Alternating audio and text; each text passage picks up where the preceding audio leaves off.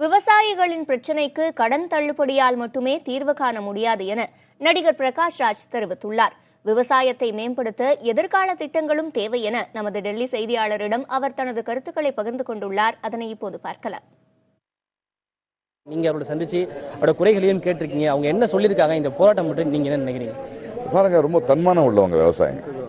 ஒரு அம்மா எனக்கு 5 ஏக்கர் நிலம் இருக்கு, அது ஒரு சதுரடிக்கு 150 ரூபாய் கேட்குறாங்க. ஒரு 3 லட்சம் ரூபாய் கடன் இருந்தது, இந்த வட்டி கட்டிட்டே இருந்தேன். இப்போ 4 லட்சம் 6 லட்சம்ன்றாங்க. இது நகையெல்லாம் எடுத்துகிட்டு போவாங்க. நான் எப்படி வட்டி கட்டுவேன்?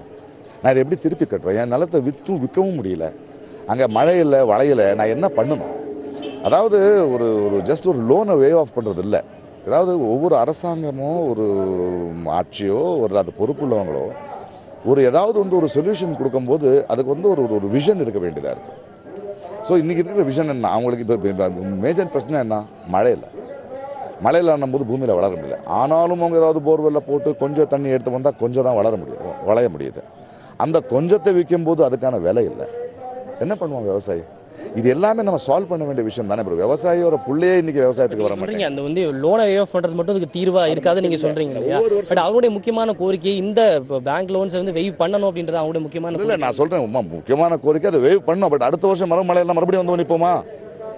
ஒரு பிரச்சனையை தீர்க்குது என்பது மீண்டும் அந்த பிரச்சனை வரக்கூடாத ஒரு வழியில தானே ஒரு விஷன் இருக்க வேண்டியது இருக்கு. இந்த லோன் நீங்க வேவ் ஆஃப் பண்ணணும். அது இல்லாம வேற என்ன திட்டங்கள் பண்ணணும்? ஏன்னா ரொம்ப படிச்சவங்க கிடையாது இல்லையா? நம்ம உட்கார்ந்து பேசி உரையாடி நம்ம படித்தவங்களோ தெரிஞ்சவங்களோ விஷயம் தெரிஞ்சவங்களோ இந்த லோன் வேவ் ஆஃப் ஆகுறத அதோட சேர்த்து இன்னும் பல விஷயங்கள் என்ன பண்ணலாம் சார்? அப்படின்னா அரசு இது வரைக்கும் விவசாயிகளுக்காகவும் விவசாயத்துக்காகவும் எந்த நலத்திட்டங்களையும் செயல்படுத்தல, குறிப்பாக அதை செழுமைப்படுத்துவதற்கான திட்டங்களை செயல்படுத்தலன்றது உங்க குற்றச்சாட்டா இருக்கா?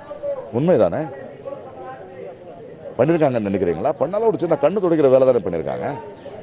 உங்களுக்கு ஒரு வருஷத்துல 50 லட்சம் கோடிக்கான ஒரு கார்பரேட் டாக்ஸை வே ஆஃப் பண்றதுக்கு உங்களால முடியுது.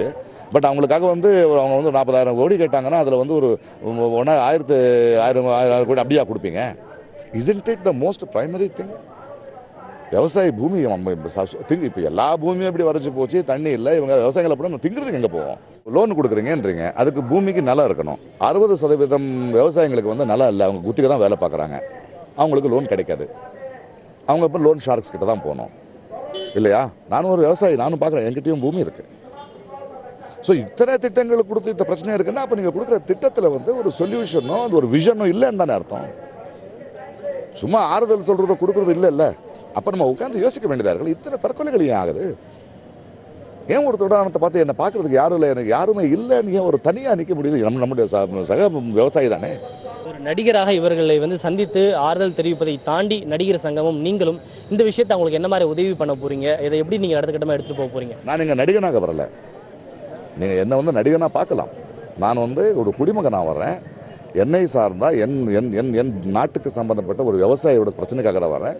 இது என்னால் என்னென்ன பண்ண முடியும்? இந்த விஷயத்தை மேலிடத்து வரைக்கும் நம்ம நடிகர்களோ நம்ம பிரபலமானவர்களோ எடுத்துட்டு சென்று போவோம். இந்த தீர்வு காண்ற வரைக்கும் அங்கே உட்கார்ந்து நம்மளுடைய ஆலோசனைகள் என்ன இருக்கோ அதை சொல்லுவோம். அதை அமல்படுத்துறதுக்கு என்ன பண்ணுவோம்? அதாவது முதல்ல நம்ம பண்ண வேண்டியது விவசாயிங்க தனியாக அம்போன்னு இல்லை, கூட 10 பேர் இருக்குங்கிறத முதல்ல உணர்வு வைக்கணும் இல்லையா? அவ்வளோதான்.